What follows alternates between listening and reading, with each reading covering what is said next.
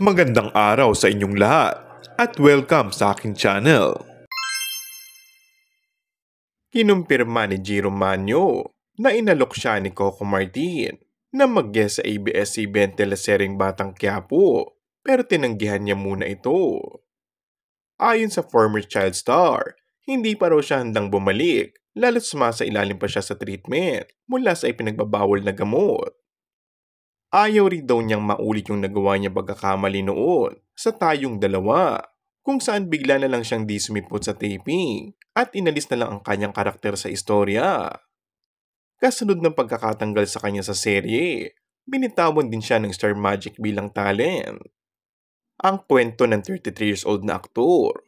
Nagkausap kami ni Coco sa Inding Indie Festival. Sabi niya, kung okay na ako, sabihan ko raw siya. Nagpapasalamat din daw siya kay Coco dahil hanggang ngayon ay kinakamusta siya palagi at sabihan umano siya kapag handa na ito. Marami raw nag-uudyok sa kanyang maging aktibo ulit sa showbiz pero alam niyang dapat munang ayusin ang sarili bago sumabak ulit sa trabaho. And that's all for our today's video. Kung bago ka lang sa aking channel ay mag-subscribe at pindutin na rin ang notification bell. Maraming salamat!